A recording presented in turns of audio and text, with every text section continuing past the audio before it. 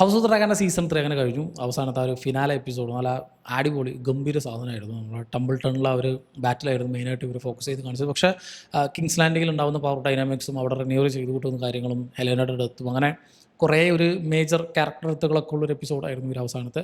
റഷ്ഡായിട്ടൊന്നും എനിക്ക് പേഴ്സണലി തോന്നിയില്ല. എനിക്കിതൊരു proper setting ആയിട്ട് തോന്നി. നല്ല അടിപൊളിയായിട്ട് ഒരു ഇതിനെ സ്ട്രക്ചർ ചെയ്ത് വെച്ചിട്ടുണ്ടായിരുന്നു ഒരു എപ്പിസോഡ് മുഴുവൻ. ഒരു ടെൻഷൻ ബിൽഡ് ചെയ്യാനും ഇനീഷ്യലി ആ ഒരു വാർ നടക്കുന്നതിന് മുമ്പ് ഉണ്ടാകുന്ന ആ ഒരു ടംബിൾ ടണിലെ ഫുൾ ടെൻഷൻ നമുക്ക് അതേപോലെ നമുക്ക് കിട്ടുന്ന രീതിയിലായിരുന്നു ബാക്ക്ഗ്രൗണ്ട് സ്കോറുകളും ഇതിൻ്റെ മേക്കിങ്ങും എല്ലാം. സോ എന്നെ സംബന്ധിച്ച് നല്ല അടിപൊളി എൻഡിങ് ആയിരുന്നു, അടിപൊളി ഫിനാലായിരുന്നു. ഞാനത് ഇങ്ങനെ ഒരു ഹൈ നോട്ടിൽ ഇവർ കൊണ്ട് എൻഡ് ചെയ്യുന്നു വിചാരിച്ചില്ല, പക്ഷേ നല്ല അടിപൊളിയായിട്ട് കൊണ്ട് എൻഡ് ചെയ്യാൻ പറ്റിയിട്ടുണ്ട്. ഈ സീസണിൽ തുടക്കവും അവസാനം നല്ല അടിപൊളിയായിട്ട് ഇവർക്ക് കൊണ്ട് നിർത്താൻ പറ്റിയിട്ടുണ്ട്. ഈ ഒരു എപ്പിസോഡിൻ്റെ പേര് ട്രീസൺസ് അറ്റ് ടംബിൾ ടൺ എന്നായിരുന്നു. ടംബിൾ ടണിലുണ്ടായിരുന്ന കുറേ ട്രീസൺസ്, കുറേ ചതികൾ, കാലുമാറൽ ഒക്കെ നമ്മൾ ഈ ഒരു എപ്പിസോഡിൽ നമ്മൾ കണ്ടതാണ്. മെയിനായിട്ട് നമ്മുടെ ഉൾഫേറ്റ് കാലുമാറുന്നതും ഈ കോർലിസ് പലരും ട്രീസൺ നടത്തി കാലുമാറി എന്നൊക്കെ പറഞ്ഞ് ഡെയ്മൺ പറയുന്നതും ഇതെല്ലാം കൂടി ഉൾപ്പെടുത്തിയിട്ടുള്ള കുറേ നമ്പർ ഓഫ് ട്രീസൺസിനൊക്കെ ബേസ് ചെയ്തിട്ടായിരുന്നു ഒരു എപ്പിസോഡ്. അതുകൊണ്ടാണ് ഈ ഒരു എപ്പിസോഡിന് ഈ ഒരു പേര് കൊടുത്തിട്ടുള്ളത്. ഈ ഒരു എപ്പിസോഡിന് തുടങ്ങുന്ന തന്നെ നമ്മുടെ റെനേറിയ അവർ ഈ ഒരു വിവരം അറിഞ്ഞിട്ട് നമ്മുടെ ഏഗോൺ തിരിച്ചു വന്നു എന്നുള്ള കഴിഞ്ഞ എപ്പിസോഡിൽ ഞാൻ പറഞ്ഞില്ല, അവസാനം നിർത്തേണ്ടിയിരുന്ന് എന്ന് വിചാരിക്കുന്ന ഞാനൊരു ഒരു ഇമ്പാക്റ്റ് ആയിരുന്നു. ഒരു ഏഗോൺ സൺഫയർ ആയിട്ട് തിരിച്ചു വന്നൊരു സാധനം. എല്ലാവരുടെ വിചാരം ഏഗോൺ മരിച്ചു എന്നാണ്, സൺഫയർ മരിച്ചു എന്നാണ്. ഇതിന് മുമ്പ് പല റൈഡുകളൊക്കെ നടത്തിയിട്ടുണ്ട്. സോ സൺഫയർ മരിച്ചു കിടക്കുന്നതായിട്ടാണ് കാണുന്നത്. സോ ഏഗോൺ മരിച്ചു എന്ന് ഒരു പരിധി വരെ വിശ്വസിച്ചിരിക്കുകയായിരുന്നു പറഞ്ഞേരെ. ആ സമയത്താണ് ഈ ചങ്ങായി തിരിച്ച് മിസിഹ ഉയർത്തെഴുന്നേറ്റ് വന്നു എന്ന് പറയുന്ന പോലെ ഈ റീഇൻകാർണേഷൻ ആൾ ഉയർത്തെഴുന്നേറ്റ് വന്നു എന്ന് പറയുമ്പോൾ അവർ കംപ്ലീറ്റ്ലി കിങ്സ് ലാൻഡിങ്ങിലും അല്ലെങ്കിൽ വെസ്റ്റേഴ്സ് മുഴുവനായിട്ട് ഈ ഒരു വാർത്ത അങ്ങനെ പടർന്നു. സോ ഇപ്പോഴത്തെ രാജാവ് ഇപ്പോൾ ആക്ച്വലി ആ സമയത്ത് റെനേറിയ ക്യൂനായിട്ടിരിക്കുന്ന സമയത്ത് ആക്ച്വലി അവിടെ ഹൈസെപ്റ്റൻസ് ഒക്കെ പറഞ്ഞിട്ടുള്ളത് ഒരു രാജാവ് ഉള്ളപ്പോൾ വേറൊരു ആക്ടിങ് ഉണ്ടാവാൻ പാടില്ല എന്നൊക്കെ ആയിരുന്നു. അങ്ങനെ ആക്ടിങ് കിങ് ഇപ്പോഴും നമ്മുടെ ഏഗൺ തന്നെയാണ്. അതുകൊണ്ട് തന്നെയാണ് ഈ ഒരു കാര്യം, ഈ ഒരു വിവരം റെനേറിയ ഭയങ്കര അധികം അവിടെ ഉണ്ടാവുന്ന ആൾക്കാർ ഫുള്ള് ഇത്രയും കാലം താൻ നോക്കി വളർത്തിയ, താൻ ഇവിടെ വന്ന് സപ്പോർട്ട് ചെയ്ത ആൾക്കാർ ഫുള്ളും മുഴുവനായിട്ട് മാറാൻ പോകുന്നൊരു ചാൻസാണ്. സോ കംപ്ലീറ്റ്ലി കയ്യിൽ നിന്ന് പോയി കിടക്കുന്നവർ റെനേറിയായിരുന്നു നമ്മളോട് കാണിച്ചത്. അവിടെയാണ് ഡെയ്മൺ പിന്നീട് ഒന്നും കൂടി പഴയ പോലെ സപ്പോർട്ടൊക്കെ കൊടുത്ത്, മെൻ്റൽ സപ്പോർട്ടൊക്കെ കൊടുത്ത് she transforming into a mad queen എന്നുള്ളത് നല്ല അടിപൊളിയായിട്ട് ഇതിൽ കാണിക്കുന്നുണ്ടായിരുന്നു. ഒരു റെനേറിയ ക്രൂവൽ എന്ന് പറയുന്നത് നമ്മുടെ പഴയ മേഗോർത്ത് ക്രൂവൽ എന്നൊക്കെ പറയുന്ന പോലെ ഷീ ഈസ് ബിക്കം റൂത്ത്ലെസ്. ഒരു പവർ സ്ട്രഗിൾ, ആ അയൺ ത്രോണിൽ ഇരുന്നതിൻ്റെ അല്ലെങ്കിൽ ഇരിക്കുന്നതിൻ്റെ അല്ലെങ്കിൽ പവർ വേണമെന്നുള്ളതിൻ്റെ എല്ലാം റെനേറിയ മനസ്സിലാക്കി എടുത്തു വരുന്നൊരു സമയമായിരുന്നു. സോ ഈ സാധനം വിട്ടുകൊടുക്കാൻ റെനേറിയ തയ്യാറല്ല. അതാണ് നമ്മൾ ഈ ഒരു എപ്പിസോഡിൻ്റെ തുടക്കത്തിൽ നമ്മൾ കണ്ടത്. So she is becoming cruel എന്നുള്ളത് പിന്നീട് അങ്ങോട്ടുള്ള ബാക്കിയുള്ള ഇതിന് മുമ്പ് പല എപ്പിസോഡും നമുക്ക് ഇത് കാണിച്ചു തന്നു. പക്ഷേ ആർക്ക് പ്രോപ്പറായിട്ട് കംപ്ലീറ്റ് ചെയ്ത് ഈ ഡെയ്മനോട് പറയുന്ന കാര്യങ്ങളെല്ലാം ഇപ്പോൾ ഇത്രയും കാലം ടംബിൾ ടണലൊന്നും പോയി ചെയ്യണ്ട, പോയി കൊന്നോ, ആരവണെങ്കിലും കൊന്നോ, എനിക്കൊരു പ്രശ്നമില്ല, എനിക്ക് ഇവിടെ ഇരിക്കണം, എനിക്ക് സെറ്റ് ആവണമെന്ന് പറഞ്ഞാൽ ആ ഒരു ക്യാരക്ടറിനെ നമ്മളൊക്കെ എല്ലാവർക്കും ഇഷ്ടമായിരുന്ന എല്ലാവരും ഇഷ്ടപ്പെടുത്തിയിരുന്ന ആ ഒരു ക്യാരക്ടറെ കംപ്ലീറ്റ്ലി ഈവിൾ നേച്ചറായിട്ട് കാണിച്ച് ആരും നല്ലവരല്ല. ഇപ്പോൾ റെനേറിയയുടെ സപ്പോർട്ടേഴ്സ് ആയിട്ടുള്ള മിക്കതും ഇനീഷ്യലി ഈ ഒരു ഗെയിം ഓഫ് ത്രോൺസ് അല്ലെങ്കിൽ ഹൗസ് ഓഫ് ഡ്രാഗൺ തുടങ്ങിയ സമയം മുതലേ നമുക്ക് റെനേറിയ ഒരു ഗ്രീൻസിനെ ബാഡായിട്ടും ഒരു ബ്ലാക്സിനെ അവർക്കാണ് കൂടുതലായിട്ട്, അല്ലെങ്കിൽ എപ്പോഴും ഒരു അണ്ടർഡോഗ് എന്ന രീതിയിൽ അല്ലെങ്കിൽ ഇവർക്കായിരുന്നു കൂടുതലായിട്ട് അടി പറ്റിയിട്ടുള്ളത്. സോ അവർക്ക് ഒരു കൂടുതൽ സപ്പോർട്ടിനും മനസ്സിൻ്റെ ചായ്വ് നമുക്ക് വരുന്ന രീതിയിലായിരുന്നു ഇവർ മുഴുവനായിട്ട് മെയിൻറ്റെയിൻ ചെയ്തിട്ട് തുടക്കം മുതലേ കൊണ്ടുപോയിക്കൊണ്ടിരുന്നത്. പക്ഷേ അവിടെ നീ കാണുന്ന പ്രേക്ഷകരെ കൊണ്ട് തന്നെ ഇതെല്ലാം ഇവന്മാരെല്ലാം കണക്കന്നെ എന്ന് പറഞ്ഞ് നമ്മളങ്ങോട്ട് മാറ്റിക്കുന്ന രീതിയിൽ നല്ല അടിപൊളിയായിട്ട് ക്യാരക്ടർ ഡൈനാമിക്സ് അവർ കൊണ്ട് ചെയ്തു വെച്ചിട്ടുണ്ട്. സോ റെനേറിയസ് ബിക്കമിങ് ക്രൂവൽ എന്നുള്ളത് എപ്പിസോഡിൻ്റെ തുടക്കത്തിൽ തന്നെയുള്ള ആ ഒരു ചേംബർ സീക്വൻസിൽ വെച്ച് ഡെയ്മണും ഈ റെനേറിയും തമ്മിലുള്ള സീക്വൻസ് വെച്ച് തന്നെ കാണിക്കുന്നത്. അവിടെ നിന്ന് പുറത്തിറങ്ങുന്ന റെനേറിയ ഡയറക്റ്റ്ലി കണ്ടുമുട്ടുന്നത് നമ്മുടെ ബെയിലി ആയിട്ടാണ്. ബെയിലിയായിട്ട് ഇതുവരെ റെനേറിയ സംസാരിച്ചിട്ടേ ഇല്ല. മറ്റേ ജെസേരിയസ് മരിച്ചതിന് ശേഷം ആദ്യമായിട്ട് ഇവർ തമ്മിൽ നേരിട്ട് കണ്ട് സംസാരിക്കുന്നു ഇപ്പോഴാണ്. അപ്പോൾ കോർലിസ് വലേറിനെ കഴിഞ്ഞ എപ്പിസോഡിന് അവസാനം പിടിച്ചു വെച്ചിട്ടുണ്ടായിരുന്നു നമ്മുടെ ഈ ഗ്രീൻസ്, നമ്മുടെ ഓർമണ്ടിൻ്റെ ഹൈറ്റവർ ആർമി പിടിച്ചു വെച്ചിട്ടുണ്ട്. സോ ആളുടെ കൈയടക്കം വെട്ടി ഇങ്ങോട്ടേക്ക് അയച്ചിട്ടുണ്ടായിരുന്നു. സോ ആളെ രക്ഷിക്കാൻ പോകുന്നില്ല എന്നാണ് ബെയിലി ചോദിക്കുന്നുണ്ടായിരുന്നത്. പക്ഷേ അതിനൊന്നും റെനേറിയയ്ക്ക് സമയമില്ല. കോർലിസ് ആരോ എന്തോ ആയിക്കോട്ടെ, she's obsessed with his power. ബെയിലിയുടെ കാര്യം നോക്കുകയാണെങ്കിൽ ബെയിലിയോട് ഈ ക്യാരക്ടറിന് വലിയ മനസ്സലിവോ ചായവോ ഒന്നുമില്ല. ഓൾറെഡി കല്യാണം ഉറപ്പിച്ച് വെച്ചിട്ടുണ്ട്, അതൊക്കെ ഓക്കെ ആയിരുന്നു. പക്ഷേ മകൻ മരിച്ചു, ഇവരുടെ വാക്ക് കേൾക്കാതെ, അതായത് റെനേറിയെ പൂട്ടിയിട്ടിട്ട് പോയത് ജെയ്സും ബെയിലൊക്കെ കൂടിയാണ്. സോ അതിന് പണ്ടേ കൂട്ട് നിന്നിട്ടുണ്ട്. ഇപ്പോൾ ജെയ്സ് മരിച്ചു കഴിഞ്ഞിട്ട് ഇവർ ആ റെനേറിയുടെ കൂടെ നിന്നിട്ട് ചെയ്യാൻ പറഞ്ഞ കുറേ കാര്യങ്ങളൊന്നും ബെയില് കറക്റ്റായിട്ട് ചെയ്തിട്ടില്ല. ഈവൻ ഈ വാഗാറിനെ കണ്ടുപിടിക്കാൻ പറഞ്ഞു, അത് പ്രോപ്പറായിട്ട് ചെയ്തിട്ടില്ല. ഈവൻ തൻ്റെ സിസ്റ്ററാണ് തൻ്റെ മകനെ തന്നെ കൊല്ലാൻ കൂട്ടുന്നത് എന്നങ്ങനത്തെ കുറേ റിഗ്രറ്റും കുറേ ഹെയ്റ്റൊക്കെ തന്നെ ഈ ഒരു ക്യാരക്ടറിന് മനസ്സിലുണ്ട്. അതുകൊണ്ട് ബെയിലിയെ കണ്ണെടുത്താൽ കണ്ടുകൂടാ എന്നുള്ള രീതിയിൽ തന്നെയാണ് ഈ ക്യാരക്ടർ പോയി പണി നോക്കറി എന്ന് പറഞ്ഞിട്ടാണ് റെനേറിയ ബെയിലിയെ അപമാനിച്ചു കൊടുക്കുന്നത്. ഈ ക്യാരക്ടറിന് എന്താവും എന്നുള്ളത് ഇനി അടുത്ത സീസൺ കഴിഞ്ഞാലേ അറിയുള്ളൂ. ഇനി ഈ ക്യാരക്ടർ എന്താണ് ചെയ്യാൻ പോകുന്നുള്ളത്, പ്രത്യേകിച്ച് ബെയിൽ എന്താണ് ചെയ്യാൻ പോകുന്നുള്ളത്. റെനേറിയ ചെയ്ത് കൂട്ടുന്നതൊക്കെ നമ്മൾ ഈ ഒരു എപ്പിസോഡിൽ ഫുള്ളായിട്ട് നമ്മൾ കണ്ടു. Baela is getting humiliated in front of Rhaenyra. ഇതേ സമയത്ത് മറ്റേ അലിനോ ഹാളിൽ ആളെ ആണെങ്കിൽ റെനേറിയ ഇങ്ങനെ പൊക്കി വെച്ച് കൊണ്ടുപോകണം. ആൾ ഈ മറ്റേ ആഡമോ ഹാളിൽ വന്ന് ഇടയ്ക്ക് സംസാരിക്കുന്നുണ്ടായിരുന്നു ഈ ചങ്ങായിയോട്. പക്ഷെ ആളിപ്പോഴും റെനേറിയയുടെ സപ്പോർട്ടറായിട്ട് ഇത്രയും കാലം ഇല്ലാത്ത ഒരു അലീജിയൻസ് ഒക്കെ ഇപ്പോൾ എല്ലാവരും പദവിയില്ല. ഇനിയിപ്പോൾ കോർലിസിന് പകരം ഒരു ഹാൻഡ് ഓഫ് ദി കിങ് എന്ന രീതിയിൽ, അല്ലെങ്കിൽ റെനേറിയയുടെ എല്ലാം ഞാനാണ് കിങ്സ് ലാൻഡിങ്ങിൽ എല്ലാ കാര്യങ്ങളും നോക്കണമെന്നൊക്കെ പറഞ്ഞ് തലക്കേറ്റി വെച്ച പോലെയാണ് അലിനോ ഹാളിൻ്റെ വിചാരം. പക്ഷേ ആളെ കംപ്ലീറ്റ്ലി യൂസ് ചെയ്യുകയാണെന്നുള്ളത് ഈ ഒരു ക്യാരക്ടർ മനസ്സിലാക്കി എടുക്കുന്നില്ല. ആദ്യമായിട്ടാണ് മൂപ്പർക്ക് അത്രയും ഒരു ഹയർ റാങ്കും ബാക്കിയുള്ളവരുടെ മുമ്പിലൊക്കെ ഒന്ന് പറഞ്ഞു നിൽക്കാൻ, ഇപ്പോൾ ഞാനാടാ വലിയ ആളാടാ എന്ന് പറഞ്ഞു നിൽക്കാനേ ഇപ്പോൾ ആകെ മൂപ്പർക്ക് ഇപ്പോഴാണ് പറ്റുന്നത്. അങ്ങനെ ഒരു പവർ മൂപ്പർക്ക് കിട്ടിയപ്പോൾ മൂപ്പര് ബാക്കി ആരും പറയുന്നത് കേൾക്കില്ല. റെനേറിയയുടെ അന്ധമായ വിശ്വാസമാണ്. റെനേറിയ തന്നെ കൂടെ നിൽക്കും. ഇനി വരാനുള്ള കാര്യങ്ങളിൽ ഈ കാര്യങ്ങളിലൊക്കെ സപ്പോർട്ട് ചെയ്താൽ റെനേറിയ പണ്ട് കോർലിസ് പറഞ്ഞ പോലെ തന്നെ എനിക്കൊരു പേര് ഉണ്ടാക്കി തരുന്നുള്ള രീതിയിലാണ് ഈ ഒരു ക്യാരക്ടർ കൂടെ നിൽക്കുന്നത്. പക്ഷേ ആ ക്യാരക്ടറിനെ കംപ്ലീറ്റ്ലി റെനേറിയ മാനിപ്പുലേറ്റ് ചെയ്യുകയാണ്, യൂസ് ചെയ്യുകയാണ് എന്നുള്ളത് നമ്മൾ ഈ എപ്പിസോഡിൻ്റെ പിന്നീട് അങ്ങോട്ട് ഈ ഒരു ഹൈസെപ്റ്റൻസിനെ കൊല്ലും സീക്വൻസ് നമുക്ക് കാണിച്ചു തന്നു. ആ ഒരു ക്യാരക്ടറും കംപ്ലീറ്റ്ലി ഇപ്പോൾ റെനേറിയ ചെയ്ത് കൂട്ടുന്നതനുസരിച്ച് അല്ലെങ്കിൽ തന്നെ യൂസ് ചെയ്യുകയാണോ എന്നുള്ളത് മനസ്സിലാക്കി എടുക്കുന്നുണ്ട്. പക്ഷേ തിരിച്ചൊന്നും ചെയ്യാനും പറ്റുന്നു എന്നുള്ള അങ്ങോട്ടുള്ളൊരു സിറ്റുവേഷനിലാണ്. ഇതിൻ്റെ ഇടയിൽ കൂടെ മൈസേരിയ ഉണ്ട്. മൈസേരിയ പുഷ്പം പോലെ അങ്ങോട്ട് പിടിച്ച് പുറത്താക്കിയ റെനേറിയ അതിൻ്റെ ഇടയിൽ കൂടെ. അത് മൈസേരിയ എന്നല്ല ആരും തന്നെ വിചാരിച്ചിട്ടുണ്ടാവില്ല. കാരണം കഴിഞ്ഞ എപ്പിസോഡിൽ ഈ അടുത്ത് തന്നെ ഒരു റിലേഷൻഷിപ്പിലാവുന്നതും ബെഡ് ചേമ്പറിൽ വെച്ച് അവർ ചാമ്പൊന്നൊക്കെ നമ്മൾ കണ്ടതാണ്. സോ എന്താ അവൾക്ക് പറ്റിയെന്നുള്ള രീതിയിലാണ് മൈസേരിയ ആലോചിക്കുന്നത്. പക്ഷേ അവിടെയും റെനേറിയ, ഇപ്പം മൈസേരിയ വിചാരിച്ചത് താനാണ് റെനേറിയ യൂസ് ചെയ്യണമെന്നുള്ളത്, നേരെ തിരിച്ചായിരുന്നു എന്നുള്ളത് മൈസേരിയ മനസ്സിലാക്കി എടുക്കുന്നത് ഇപ്പോഴാണ്. ഇത്രയും കാലം റെനേറിയ ആയിരുന്നു ഈ അടുത്ത കാലത്തൊക്കെ തന്നെ യൂസ് ചെയ്തുകൊണ്ടിരുന്നത്. തൻ്റെ ആവശ്യങ്ങൾക്ക് മാത്രമാണ് മൈസേരിയനെ വെച്ചിട്ടുണ്ടായിരുന്നത്. ഇപ്പോൾ മൈസേരിയ എന്ന് പറഞ്ഞാൽ ഈ മറ്റേ ലേഡി ഓഫ് വിസ്പേഴ്സാണ്. ഇപ്പോൾ നമ്മുടെ പഴയ മറ്റേ ഗെയിം ഓഫ് ത്രോൺസിലൊക്കെ ഉള്ള ചങ്ങായില്ല, അതേപോലെ അവിടെ ഉള്ള എല്ലാം കളക്ട് ചെയ്ത് പറയേണ്ടത്. ഇപ്പോൾ റെനേറിയയുടെ കണ്ണിൽ കൂടെ നോക്കുമ്പോൾ ഷി വാസ് അട്ടർ ഫെയിലിയർ. പറഞ്ഞിട്ടുള്ള എല്ലാ കാര്യങ്ങളും വെറുതെ അല്ലെങ്കിൽ മര്യാദയ്ക്ക് ചെയ്യാത്തൊരു ക്യാരക്ടറാണ്. ഈവൻ മറ്റേ ഹെലേന പ്രഗ്നൻ്റ് ആയിട്ടുണ്ട് എന്നുള്ള കാര്യം അറിഞ്ഞിട്ടും അറിയിച്ചിട്ടില്ല റെനേറിയയോട്. തന്നെ ഈ പറഞ്ഞ പോലെ വേറെ കുറേ കാര്യങ്ങൾ താൻ നേരത്തെ അറിയണം. ഈവൻ നമ്മുടെ അലിസൻറ്റിൻ്റെയൊക്കെ അച്ഛൻ, നമ്മുടെ ഓട്ടോ ഹൈറ്റവർ, ആ ചങ്ങായി ഈ കിങ്സ് ലാൻഡിങ്ങിൽ തന്നെ ഇതിൻ്റെ അടിയിലുണ്ട് എന്നുള്ളത്, റെഡ് കീപ്പിൻ്റെ അടിയിലുണ്ട് എന്നുള്ളത്, അവിടെ ഒരു സെല്ലിനകത്തുണ്ട് എന്നുള്ളത് ഈ മൈസേരിയയ്ക്ക് അറിയില്ല.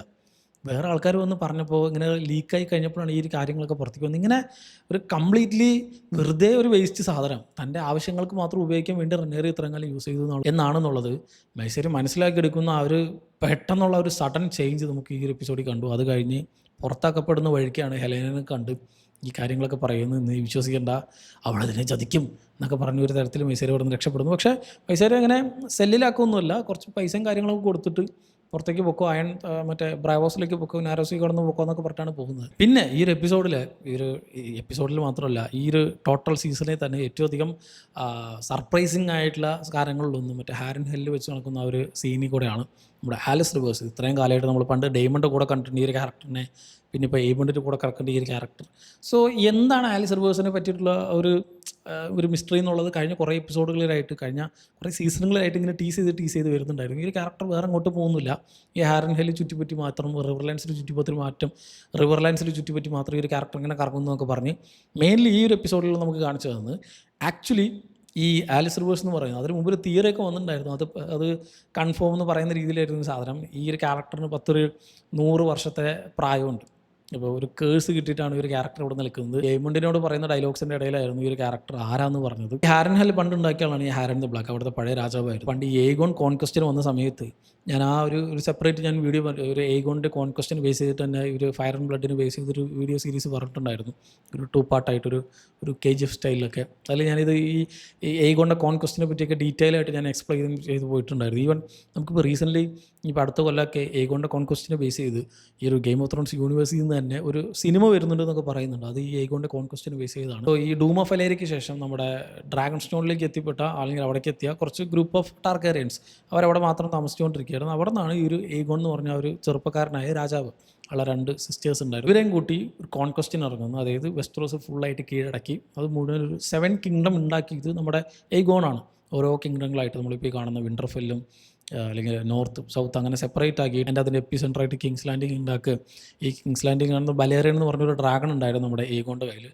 ആ ഒരു ഡ്രാഗണെ വെച്ചിട്ടായിരുന്നു ഈ ഒരു കോൺക്വസ്റ്റ് മുഴുവനായിട്ട് നടത്തിയിരുന്നത്. കോൺക്വസ്റ്റ് നല്ല നല്ല അടിപൊളി സംഭവമാണ്. ഒരു ഒരു ഒരു 10 പാർട്ട് 10 എപ്പിസോഡുള്ള ഒരു മിനി സീരീസിനൊക്കെ ചെയ്യാൻ പറ്റുന്ന അത്രയും വലിയ കണ്ടന്റ് ഉണ്ടായില്ല. അതാണ് ഇവരിപ്പോൾ സിനിമയാക്കാൻ പോകുന്നത്. സോ ഈ കിങ്സ് ലാൻഡിങ് ഒക്കെ ഉണ്ടാക്കിയ നമ്മുടെ ഇപ്പോൾ നമ്മൾ ഈ കാണുന്ന അയൺ ത്രോൺ അതൊക്കെ നമ്മുടെ ഈ ഏഗോൺ കോൺക്വറർ എന്ന് പറഞ്ഞ ഒരു ക്യാരക്ടർ ഉണ്ടാക്കിയതാണ്. ഏഗോൻ്റെ ഡ്രീമിനെ പറ്റിയിട്ടാണ് നമ്മുടെ പല സമയത്തും വിസേരിസ് പറഞ്ഞിട്ടുള്ളതും വിസേരിസ് നമ്മുടെ റെനിയറോട് പറഞ്ഞതും റെനിയർ പിന്നീട് അങ്ങോട്ട് ബാക്കി എല്ലാവരോടൊക്കെ പറയും. നമ്മൾ ഈ സീസണിലെ ഈ ഒരു എപ്പിസോഡിലൊക്കെ നമ്മൾ കണ്ടു. സോ ഏഗോൺ ഉണ്ടാക്കിയതാണ് ഈ അയൺ ത്രോൺ. അതായത് ഈ കോൺക്വസ്റ്റ് മുഴുവനായിട്ട് കഴിഞ്ഞിട്ട് തൻ്റെ ഈ ഒരു കോൺക്വസ്റ്റിൻ്റെ ഇടയിൽ കൂടെ മരിച്ചവരുടെയും കീഴടങ്ങിയവരുടെയൊക്കെ തന്നെ വാളുകളെടുത്ത് അത് കിങ്സ് ലാൻഡിങ് കൊണ്ടിട്ട് ഈ ബലോറിയൻ എന്ന് പറഞ്ഞ മൂപ്പരുടെ ഡ്രാഗൺ, ബലോറിയൻ ദി ഡ്രെഡ് എന്ന് പറഞ്ഞ ഒരു വലിയ ഡ്രാഗൺ, അവർ വെസ്റ്ററോസ് ഹിസ്റ്ററിയിൽ തന്നെ ഏറ്റവും വലിയ ഡ്രാഗൺസിൽ ഒന്നാണ്. ഈ ഡ്രാഗണിൻ്റെ ഫയർ വെച്ച് ഡ്രാഗണെ വെച്ച് കരിസ് പറഞ്ഞ് കരിയിച്ചിട്ടാണ് അല്ലെങ്കിൽ ഉരുക്കിയിട്ടാണ് ഈ പറയുന്ന ഒരു അയൺ ത്രോൺ തന്നെ ഉണ്ടാക്കിയിട്ടുള്ളത്. അതാണ് ഫുള്ള് വാളുകളാണ് നമുക്കതിൽ കാണാം. തൊട്ടായിരുന്ന മുറി എന്നൊക്കെ പറയില്ല ആ സെറ്റപ്പ്. സോ ഇങ്ങനെയുള്ള ഏഗോൺ ഈ കോൺക്വസ്റ്റിൻ്റെ ഇടയിൽ കൂടെ ഹാരൻ ഹെല്ലിലേക്ക് എത്തിയപ്പോൾ ഈ ഹാരൻ ഹെല്ല് ഭരിക്കുന്നത് ഹാരൻ ദി ബ്ലാക്ക് എന്ന് പറഞ്ഞ ക്യാരക്ടറാണ്. ഈ ക്യാരക്ടറിൻ്റെ ഈ ഹാരൻ്റെ വൈഫായിരുന്നു ആലിസ് റിവേഴ്സ് എന്നാണ് ഈ ഒരു എപ്പിസോഡിൽ നമുക്ക് പറഞ്ഞു തന്നത്. അപ്പോൾ ആ ഒരു ക്യാരക്ടറിന് ഒരു വൈഫല്ല പല വൈഫ്സും ഉണ്ടാവും. ഈ റിവറൻസിലൊക്കെ അങ്ങനെയാണ്, മറ്റേ സാൾട്ട് വൈഫ് എന്ന് പറയുന്ന പോലെ ഒരാൾക്ക് മൾട്ടിപ്പിൾ വൈഫ്സ് ഉണ്ട്. നമ്മൾ ഗെയിം ഓഫ് ത്രോൺസിലൊക്കെ നമ്മൾ കണ്ടിട്ടുണ്ട് ഈ റിവർ ലോഡ്സൊക്കെ തന്നെ പല വൈഫ്സിനൊക്കെ തിരഞ്ഞെടുക്കുന്നത്. സോ അതേപോലെ ഹാരൻ്റെ പല വൈഫ്സിൽ ഒരാളായിരുന്നു ഈ പറയുന്ന നമ്മുടെ ആലിസ് റിവേഴ്സ് എന്നാണ് ഈ ഒരു എപ്പിസോഡിൽ പറഞ്ഞിട്ടുണ്ടായിരുന്നു. ഈ ഏഗോൺ കോൺക്വസ്റ്റിന് വന്ന സമയത്ത് ഈ ഹാരൻ ഹെല്ല് വിട്ടുകൊടുക്കില്ല, തൻ്റെ മുമ്പിൽ കീഴടങ്ങില്ല, മുട്ടുമടക്കില്ല എന്നൊക്കെ പറഞ്ഞ്. ഇപ്പോൾ ഡ്രാഗണല്ലേ, ബാക്കിയുള്ളതൊക്കെ വല്ല വൈക്കോലും തൂറും അതൊക്കെ കത്തിച്ചാൽ കത്തും. ഞാൻ കല്ലുകൊണ്ടുണ്ടാക്കിയൊരു കെട്ടിടമാണ്, ഒരു വലിയ ക്യാസലാണ്.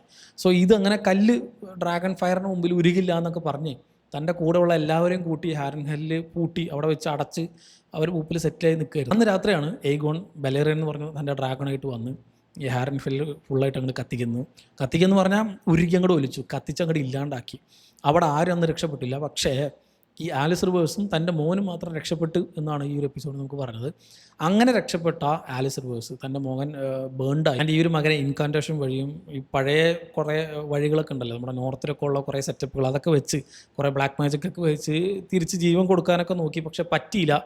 അതിൻ്റെ ഭാഗമായിട്ട് ഈ ഒരു ക്യാരക്ടർ മകൻ്റെ കൂടെ തന്നെ മരിക്കാൻ നോക്കി, അതും പറ്റിയില്ല. കാരണം പിന്നീടാണ് ഈ ക്യാരക്ടർ മനസ്സിലാക്കിയത് ഈ ഒരു ഇൻകാൻറ്റേഷനൊക്കെ ചെയ്തതിൻ്റെ ബാക്ക് ഫയറായിട്ട് അതിൻ്റെ സൈഡ് എഫക്റ്റ് ആയിട്ട് ഈ ഒരു ക്യാരക്ടറിൻ്റെ ഒരു കേഴ്സ് കിട്ടി. ഈ ഒരു റിവർ ലാൻഡ്സിൽ സ്റ്റക്കാണ് ഈ ഒരു ക്യാരക്ടർ. ഈ നൂറ്റാണ്ടുകളോളം ഇവിടെയൊക്കെ ആരൊക്കെ ഈ ഹാരൻ ഹെല്ലൊക്കെ ഭരിക്കാൻ വരുന്നുണ്ടോ അപ്പോഴൊക്കെ ഈ ഒരു ക്യാരക്ടർ അവിടെ തന്നെ ഉണ്ടാവണം എന്ന് പറഞ്ഞിട്ടുള്ള ഒരു കേഴ്സാണ് ഈ ഒരു ക്യാരക്ടറിൽ നിന്ന്. അതുകൊണ്ടാണ് ഈ ഒരു ക്യാരക്ടർ 100 വർഷമായിട്ടും ഏഗോൺ കോൺക്വസ്റ്റ് വന്ന അന്ന് മുതൽ ഇത്രയും കാലമായിട്ട് ഈ ഒരു ക്യാരക്ടർ മരിക്കാതെ ജീവിച്ച് ആ ഒരു റിവർ ലാൻഡ്സിൽ മാത്രം ചുറ്റിപ്പറ്റി വേറെ അങ്ങോട്ട് പോവാതെ അവിടെ കിടന്ന് കറങ്ങുന്നത് എന്നാണ് ഈ ഒരു എപ്പിസോഡ് നമുക്ക് കാണിച്ചു തന്നത്. So it's A very new narrative. ഈ ഒരു ബുക്കിൽ അങ്ങനത്തെ ഒരു പരിപാടിയില്ല, കംപ്ലീറ്റ്ലി ഡിഫറൻ്റ് ആയിട്ടൊരു സാധനമാണ്. പക്ഷേ നല്ല അടിപൊളി സാധനം, നല്ല അടിപൊളിയായിട്ട് ഇവരതിനെ എക്സിക്യൂട്ട് ചെയ്തിട്ടുണ്ട്. ഇവരിങ്ങനെ ഇത് പറഞ്ഞ് നിൽക്കുന്ന സമയത്താണ് നമ്മുടെ ഏഗോണും കൂടി അങ്ങോട്ട് വരുന്നത്. ഏഗോൺ സൺഫയറിൽ വന്നു. ഏഗോൺ കഴിഞ്ഞ എപ്പിസോഡുകളൊക്കെ തന്നെ പറയുന്നുണ്ടായിരുന്നു, അല്ലെങ്കിൽ ഏഗോൺ കുറേ കാലമായിട്ട് ഏമണെ നേരിട്ട് കണ്ട അപ്പോൾ വെട്ടിക്കൊല്ലണം എന്നുള്ള രീതിയിലാണ് ഈ ഒരു ക്യാരക്ടർ തന്നെ വന്നത്. പക്ഷേ ഇവിടെ എത്തിക്കഴിഞ്ഞപ്പോഴാണ് ഈ ഏമണ്ട് എന്താ ഇങ്ങനെ കൊല്ലണേക്കൊന്നും ഞാൻ ചാവാൻ റെഡിയാണെന്നുള്ള രീതിയിൽ അവർ ക്യാരക്ടർ കംപ്ലീറ്റ്ലി ട്രാൻസ്ഫോം ആവുകൊണ്ട് ഹാരൻ ഹെല്ലിൽ വെച്ച് എന്നുള്ളത് നമ്മൾ ഇതിന് മുമ്പുള്ള എപ്പിസോഡിലൊക്കെ കണ്ടതാണ്. സോ താൻ വിചാരിച്ച രീതിയിലുള്ളൊരു ഫൈറ്റല്ല അവിടെ വെച്ച് നടന്നത്.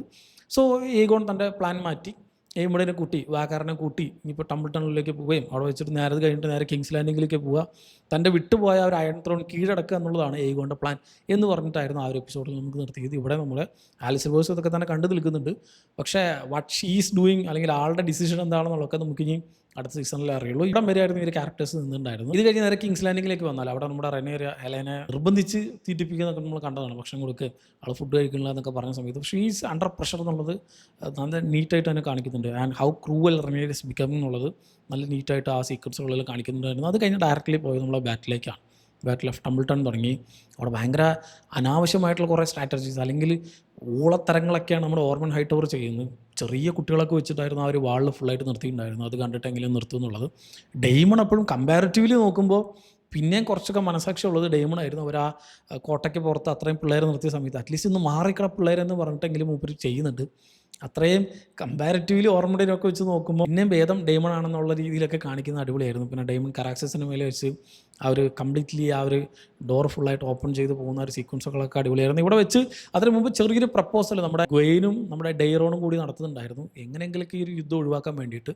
കോർലിസിനെ വെച്ച്, സോ കോർലിസിനെയും കൊണ്ടുപോയി ഒരു മാരേജ് പാക്റ്റ് ഒക്കെ നടത്തി ഈ പറയുന്ന ഡെയ്റോണായിട്ടൊരു കല്യാണമൊക്കെ നടത്തി നമുക്ക് മറ്റേ ഓൾഡ് ടൗൺ മാത്രം ഒന്ന് ഭരിക്കാൻ നിർത്താം, നിങ്ങളുടെ കീഴിൽ ജസ്റ്റ് നേരെ തന്നെയാണ് രാജ്ഞി, പക്ഷേ അവരുടെ കീഴിൽ ഓൾഡ് ടൗൺ മാത്രം ഇവർക്ക് വിട്ടുകൊടുത്ത് അതിൻ്റെ അണ്ടർ സർവൈലൻസ് ഇവരിങ്ങനെ ഭരിച്ചുകൊണ്ട് എല്ലാം ഇങ്ങനെ ഒരു സൈഡിൽ കൂടെ പൊക്കോളാം എന്നൊക്കെ പറഞ്ഞിട്ടായിരുന്നു ഹൈ ടവർ ആർമിയുടെ ഒരു പ്രപ്പോസൽ മൂപ്പർ കൊടുത്തത് കോർലിസിനൊക്കെ വെച്ച്. ഡെയ്മൺ ഇതൊന്നും കേൾക്കാതെ ഡയറക്റ്റ്ലി യുദ്ധത്തിന് ഇറങ്ങുന്നത്.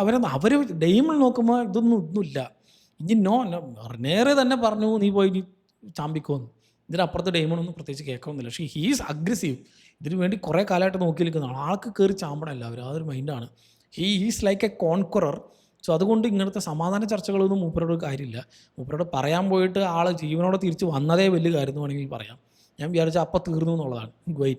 സോ എന്തോ ഭാഗത്തിൽ അങ്ങനെ രക്ഷപ്പെട്ടു തിരിച്ച് അതിൻ്റെ ഇടയിൽ കൂടെ മറ്റോ റോഡ് ചെയ്ത് റൂവിനൊക്കെ ചെയ്തു കൂട്ടുന്ന മോനെ മാസം എന്ന് പറഞ്ഞാൽ കൊല മാസം. ഈ വയസ്സാം കാലത്ത് ചങ്ങായി അടിച്ച് പരത്തി എല്ലാത്തിനും അവസാനം കയറി ഓർമണ്ടിൻ്റെ കുണ്ടിക്കിട്ട് കുത്തി കൊന്ന് കൊതം പൊളിച്ച് ഇപ്പോൾ കിങ് ഓഫ് കൊതം ആയി നമ്മുടെ ഓർമണ്ട് ഹൈ ടവർ പൊളിച്ച് കുത്തുവാളെടുത്ത് നിൽക്കുന്ന സമയത്താണ് ഉൾഫ് ഫൈറ്റ് അവരെല്ലാവരും തന്നെ അന്വേഷിക്കുന്നുണ്ടായിരുന്നു. ഈ ഉൾഫ് ഫൈറ്റിൻ്റെ സീൻ കാണിച്ചത് നല്ല അടിപൊളി. ഓൾറെഡി ഡെയ്മൺ കുറേ അപമാനിച്ചു എന്ന് പറഞ്ഞിട്ടാണ് ഇങ്ങോട്ടേക്ക് വന്നത്. ഇവിടെ വന്നപ്പോൾ ഇവൻ കുടിച്ച് ലെക്ക് കെട്ട് യുദ്ധത്തിന് ആവശ്യമുള്ള സമയത്ത് ബോധം കെട്ട് കക്കൂസിലിരിക്കുന്ന സമയത്ത് പിന്നെ എന്ത് ചെയ്യണം നമ്മുടെ ഓർമ്മ ഉണ്ടെന്ന് പറയണം. ഈ മറ്റേ എനിക്കത് കണ്ടപ്പോൾ ജുറാസിക് പാർക്കിൽ മറ്റേ ചങ്ങായി ഫസ്റ്റിൽ ആ ഡ്രൈവറല്ല അവരുടെ കൂടെ വന്ന ചങ്ങായി മറ്റേ ദിനോസറിനെ കാണുമ്പോൾ കക്കൂസിക്ക് ഓടിയില്ല, ആ സെറ്റപ്പാണ് എനിക്ക് ഓർമ്മ വന്ന്. ഇതേപോലെ പോയിരിക്കണം മാട് കൊടുത്തില്ലേ, നാലാ ചവിട്ട് കൊടുത്തു. അപ്പോഴാണ് ഈ ഒരു ക്യാരക്ടർ കംപ്ലീറ്റ്ലി പിന്നെയും മാറുന്നത്. എന്നാൽ എല്ലാവരും ചാവടാന്ന് പറഞ്ഞിട്ട് ബ്ലാക്സിനെയും പോയി ചാമ്പി, ഇപ്പുറത്തും പോയി ചാമ്പി. ബ്ലാക്സുകാർ ആദ്യം നോക്കും ആഹാ നമ്മുടെ ആൾ വന്നു, ഉൾഫ് ഫൈറ്റ് വന്നു, ഇപ്പം എല്ലാത്തിനും കൊല്ലടാന്ന് പറഞ്ഞ് നോക്കി നിൽപ്പണ്ടാ ഇപ്പം വരണം നെഞ്ചത്തേക്ക്. ഇത് പറഞ്ഞിട്ട് സന്തോഷമായിട്ട് ഗ്രീൻസ് നിൽക്കുന്ന സമയത്താണെങ്കിൽ ഓർമ്മണ്ടൊക്കെ നിൽക്കുന്ന സമയത്താണെങ്കിൽ ആഹാ നീ നിവിടണ്ടാന്ന് അറിയുന്നത് നിനക്കും തരാമെന്ന് പറഞ്ഞിട്ട് എല്ലാവരും കയറി അങ്ങോട്ട് ചാമ്പി. ഈ ചങ്ങായുടെ ഗതി എന്താണെന്നുള്ളത് കണ്ടു തന്നെ അറിയണം. ഈ ഒരു എപ്പിസോഡ് കഴിഞ്ഞിട്ട് ഇതിൻ്റെ എൻഡിങ് സമയത്ത്, അതായത് ഇവർ നമ്മുടെ ഡെയ്മൺ അവിടെ നിന്ന് രക്ഷപ്പെട്ട് കരാക്സിസിൻ്റെ മേലെ രക്ഷപ്പെട്ട് പോകുന്ന സമയത്ത് ഈ ഒരു സീൻ കാണിച്ചിട്ടുണ്ടായിരുന്നു. അതായത് ഇവിടെ ഉൾഫ് ഫൈറ്റ് ഈ സിൽവർ വിങ്ങിൽ ഇങ്ങനെ പോകുന്ന സമയത്ത് തന്നെ സിൽവർ ഇങ്ങനെ പോകുന്ന സമയത്ത് ഇതിൻ്റെ പുറകെ കറാക്സിസ് വെച്ച് പിടിക്കുന്നുണ്ട്. ആ സീൻ എത്ര പേര് ശ്രദ്ധിച്ചു എന്ന് എനിക്കറിയില്ല. അവിടെ ഈ ഡ്രാഗൺ അവിടെ ഉള്ളവരല്ല ഡ്രക്കാരിസ് കൊടുത്തത്, മറ്റേ ഡ്രാഗണിൻ്റെ വാലുമേക്കാണ്.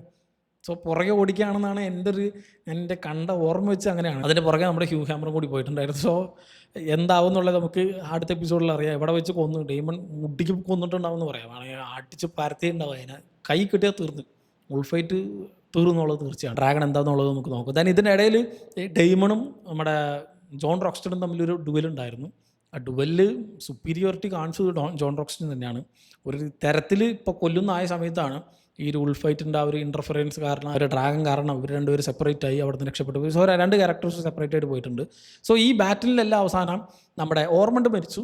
ഈ പറയുന്ന റോഡി ദി റൂയിൻ അവർ വിൻ്റർ വുൾഫിൻ്റെ ഹെഡായിട്ടുള്ള ആ ഒരു ക്യാരക്ടർ മരിച്ചു. ദെൻ എലിസൈൻ എന്ന് പറഞ്ഞാൽ എലിസൈൻ ആയിരുന്നു എനിക്ക് ഓർമ്മയില്ല കറക്റ്റായിട്ട്. മറ്റേ നമ്മുടെ വിൻ്റർഫെല്ലിൽ നിന്ന് വന്ന മറ്റേ കണ്ണൊക്കെ എഴുതിയ നല്ല ലുക്കായിരുന്നു കേട്ടോ, ഇതിൽ കാണാൻ നല്ല അടിപൊളി, നല്ല പ്രോപ്പർ വാരിയർ. നമ്മുടെ മറ്റേ ചങ്ങായിനെ കൊന്ന ആ ക്യാരക്ടറൊക്കെ ജീവനോടെ ഉണ്ട്. അതുപോലെ ഗ്വെയിൻ ജീവനോടെ ഉണ്ട്. പിന്നെ ഡെയ്റോൺ എന്ത് പറ്റിയെന്ന് അറിയില്ല, ഡെയ്റോണിൻ്റെ ഡ്രാഗണോ എന്ത് പറ്റിയെന്ന് കാണിക്കുന്നില്ല, ടെസാറിനോ എന്ത് പറ്റിയെന്ന് കാണിക്കുന്നില്ല. അവിടെ നിന്ന് രക്ഷപ്പെട്ടോ അതോ മരിച്ചു പോയോ അവർ അന്വേഷിച്ച് പോകുന്നുണ്ട്, ഇതൊക്കെ നമുക്ക് അടുത്ത സീസണിൽ കാണിക്കുള്ളൂ. സോ ടംബിൾ ടൗൺ കംപ്ലീറ്റ്ലി മാറി, പക്ഷേ അല്ലെങ്കിൽ ഫുള്ളായിട്ട് ഡിസ്ട്രോയ്. അതിൻ്റെ ഇടയിൽ നമ്മുടെ ഹ്യൂ ഹാമറിൻ്റെ ഭാര്യ മരിക്കുന്നുണ്ട്. ഇത് ഈ ഒരു ക്യാരക്ടറിന് ഭയങ്കര അധികം ഇനിയിപ്പോൾ ആർക്കെതിരെ ഈ ഒരു ക്യാരക്ടർ ഈ കാരണം തിരിയുന്നുള്ളതൊക്കെ നമ്മൾ ഇനി വരും എപ്പിസോഡുകളിൽ നമുക്ക് കാണാൻ പറ്റുള്ളൂ. സോ അടുത്ത സീസൺ വരെ നമുക്ക് കാത്തിരിക്കണം. So tumble town first battle of tumble town ആയിരുന്നു നമുക്ക് ഫുള്ളായിട്ട് കാണിച്ചു. ആൻഡ് ഇതിൻ്റെ ഇടയിലാണ് റെനേരെ ആ ഒരു ഹൈ സബ്റ്റൻസിനൊക്കെ കാണാൻ പോകുന്നുണ്ടായിരുന്നു. അവിടെ വെച്ച് അവർ നേരത്തെ പറഞ്ഞിട്ടുണ്ട് ഓൾറെഡി വേറെ രാജാവ് ഉള്ള സമയത്ത് അപ്പോൾ മരിച്ചിന് അവർ ഡെഡ് ബോഡി കിട്ടുമെങ്കിൽ മാത്രമേ അതിൻ്റെ അവസാന ചടങ്ങുകൾ ചെയ്തിട്ട് മാത്രമേ നിന്നെ രാജ്ഞിയാക്കുള്ളൂ എന്ന് നേരത്തെ പറഞ്ഞിട്ടുണ്ടായിരുന്നു. അതിൻ്റെ ഇടയിൽ കൂടെയാണ് ഇപ്പോൾ ഏഗോൺ തിരിച്ചു വരുന്നത് അവർ കേട്ടത്. പിന്നെ ജന്മം ഉണ്ടെങ്കിൽ അവർ സമ്മതിക്കില്ല. അത് കണ്ടപ്പോൾ ഫെയ്ത്ത് ഓഫ് ദി സെവൻ അല്ല, ഒരു മണ്ണും വേണ്ടാന്ന് പറഞ്ഞിട്ട് അവരെയും കൊന്ന് ഡയറക്റ്റ്ലി അവിടെയുള്ള സ്മോൾ ഫോക്സിനടുത്ത് മുഴുവൻ ഈ ഒരു വിസേരിസിൻ്റെ ഒരു ഡ്രീം ഇത് എങ്ങനെയായിരിക്കും ഇനി വരിക എന്ന് എനിക്കറിയില്ല. കാരണം ഗെയിം ഓഫ് ത്രോൺസ് നടക്കുന്ന സമയത്ത് ഈ കാര്യങ്ങൾ അറിയാവുന്ന വളരെ ചുരുക്കം കാര്യങ്ങൾ മാത്രമേ ഉള്ളൂ. ഇപ്പോൾ വളരെ ചുരുക്കം ആൾക്കാർ മാത്രമേ ഉള്ളൂ. ഇങ്ങനെ നൈറ്റ് കിങ് വരും, ഇങ്ങനത്തെ ആ ഒരു പ്രൊഫസി ഉണ്ടല്ലോ, അത് കംപ്ലീറ്റ്ലി ഇവരോട് എല്ലാം മുഴുവനായിട്ട് പറയുന്നുണ്ട്. അപ്പോൾ അതെല്ലാവർക്കും ഇപ്പോൾ കുറേ പേരൊക്കെ വിചാരിക്കുന്നുണ്ടാവും അവസാനം ഒരു രക്ഷയില്ലാണ്ട് വെറുതെ പറയണതാണെന്ന്. ചിലവർ വിചാരിക്കുന്നുണ്ടോ ഇത് original Prince who was promised എന്ന് പറഞ്ഞിട്ടാണ് റെനേറെ പറയുന്നത്. പക്ഷേ റെനേറെ ആ അവസാനത്തെ that Prince that was promised എന്നുള്ളത് വലേറിയൻ ഭാഷയിലായിരുന്നു പറയാം. ഇത് കേട്ടുന്നവരൊക്കെ ഇതെന്ത് എന്ന് വിചാരിച്ചിട്ടുണ്ടാകും. എനിക്കറിയില്ല അത് മാത്രം എന്തുകൊണ്ട് ആ ക്യാരക്ടർ അങ്ങനെ പറഞ്ഞു എന്നുള്ളത്. ഇപ്പോൾ വലേറിയൻ പക്ഷേ അറിയുന്നവർക്ക് മാത്രമേ കാര്യങ്ങൾ മനസ്സിലാവുള്ളൂ.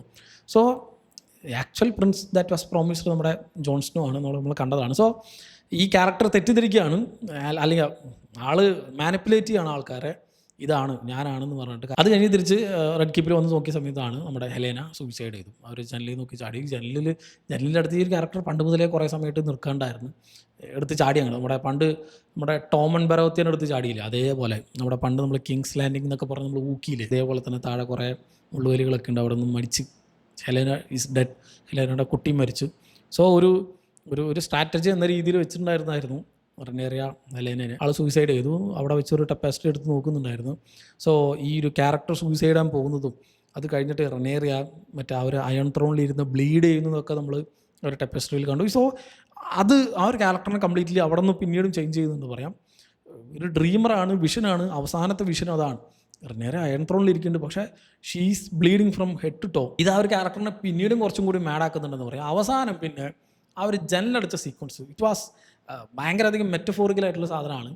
എല്ലാം ഇനിയൊന്നുമില്ല, കംപ്ലീറ്റ്ലി ആ ഒരു വേൾഡിന് ഇനി തൻ്റെ മുമ്പിലുണ്ടായിരുന്ന ആ ഒരു നല്ല വശങ്ങൾ മുഴുവൻ മുമ്പിൽ കൊട്ടിയടച്ചിട്ട് she's becoming completely the mad queen എന്നുള്ളത് കാണിക്കുന്ന ഒരു സീനാണ് അവർ ജനലടിച്ചതോടെ എനിക്ക് മനസ്സിലായത്. ഞാൻ വിചാരിച്ചത് മെറ്റഫോറിക്കലി അതാണ് അവർ കാണിക്കാൻ ഉദ്ദേശിച്ചെന്ന് തോന്നി.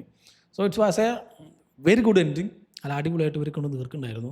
ഈ പറഞ്ഞ പോലെ നമ്മുടെ ഏഗോണിൻ്റെ കോൺക്വസ്റ്റിനെ പറ്റിയുള്ള സിനിമ വരുന്ന സമയത്ത് ഒരു പക്ഷേ ഈ ക്യാരക്ടർ ചിലപ്പോൾ അവിടെ ഉണ്ടാവും. ഞാൻ ഈ പറഞ്ഞ പോലെ ആലിസ് റിവേഴ്സ് എന്നുള്ള ക്യാരക്ടർ ചിലപ്പോൾ അതിൽ കാണിക്കുന്നുണ്ടാവും. ആ ഉണ്ടെങ്കിൽ ഒക്കെ അടിപൊളിയായിരുന്നു. കാരണം പ്രോപ്പർലി ഇവർക്ക് ഇതിങ്ങനെ കണക്ട് ചെയ്യാൻ പറ്റും. മറ്റേ ഹാരൻ ഹെല്ലിക്ക് വരുമ്പോഴും ഈ ഹാരൻ ഹെല്ല് ഫുള്ളായിട്ട് ഏഗോൺ തറക്കുന്ന സമയത്തൊക്കെ ഈ ഒരു ക്യാരക്ടർ അവിടെ നിന്ന് രക്ഷപ്പെട്ട സീക്വൻസുകളൊക്കെ ഒരു പക്ഷേ ഇങ്ങനെ കാണിക്കാനുള്ള ഒരു ത്രെഡൊക്കെ ഇവരിങ്ങനെ വെച്ച് പോകുന്നുണ്ടായിരുന്നു. സോ ഈ ഒരു വേൾഡ് ബിൽഡിങ്ങിന്, അല്ലെങ്കിൽ ഈ ഒരു എൻറ്റയർ ഗെയിം ഓഫ് ത്രോൺസിൻ്റെ ഒരു യൂണിവേഴ്സിനെ ബിൽഡ് ചെയ്തെടുക്കാൻ ഹൗസ് ഓഫ് ഡ്രാഗണിൽ ഇവർ കുറേ ശ്രമിക്കുന്നുണ്ട്. ഈവൻ ഇത് കഴിഞ്ഞിട്ട് ഇൻ ഫ്യൂച്ചർ ഇപ്പോൾ മറ്റേ കുറേ എക്സൊക്കെ പിന്നെ കാണിക്കുന്നുണ്ടായിരുന്നു. ഇവിടെ ഹാരൻ ഹില്ലുള്ള കുറേ എക്സും ഡ്രാഗൺ എക്സും, അതിന് മുമ്പ് ഇവർ മറ്റേ പെൻഡോസിലേക്ക് കൊണ്ടുപോയിട്ടുള്ള 5 ഡ്രാഗൺ എക്സും അതിനെന്തായി എന്നുള്ളതും, അതിലാകെ നമ്മൾ ഗെയിം ഓഫ് ത്രോൺസിൽ 3 എഗ് മാത്രമേ കണ്ടിട്ടുള്ളൂ. Lore was expanding. അത് നല്ല അടിപൊളിയായിട്ട് ഇവർക്ക് ചെയ്യാൻ പറ്റുന്നുണ്ട് ഈ ഒരു സീസണിൽ കംപ്ലീറ്റ് ആയിട്ട്.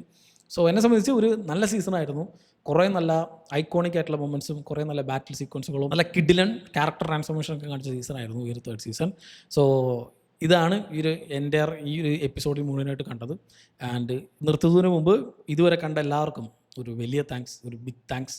സപ്പോർട്ട് ചെയ്ത എല്ലാവർക്കും ഒരു ബിഗ് താങ്ക്സ്. ഞാനൊരു എപ്പിസോഡ് ഇടാതിരുന്ന സമയത്ത് തന്നെ കുറേ ഇൻബോക്സിൽ കുറേ കമൻറ്റുകളും കാര്യങ്ങളൊക്കെ വന്നിട്ടുണ്ടായിരുന്നു. അവിടെ മുതലേ എനിക്ക് മനസ്സിലായി ഇതിന് എത്രത്തോളം ഇതിന് ആൾക്കാർ വെയിറ്റിംഗ് ആണെന്നുള്ളത്. So it was so much, എന്താ പറയുക, ഒന്നും പറയാനില്ല, വാക്കുകൾ കൊണ്ട് എനിക്ക് പറയാൻ പറ്റില്ല. കാരണം ഇതിന് ഈ ഒരു ഗെയിം ഓഫ് ത്രോൺസ്, ഇപ്പോൾ നമ്മൾ മാർവലും മറ്റിങ്ങനത്തെ സൂപ്പർ ഹീറോ കാര്യങ്ങളൊക്കെ വേറെ, ഗെയിം ഓഫ് ത്രോൺസിൻ്റെ യൂണിവേഴ്സ് കാണുന്ന ഒരു കമ്മ്യൂണിറ്റി വളരെ ചെറുതാണ്.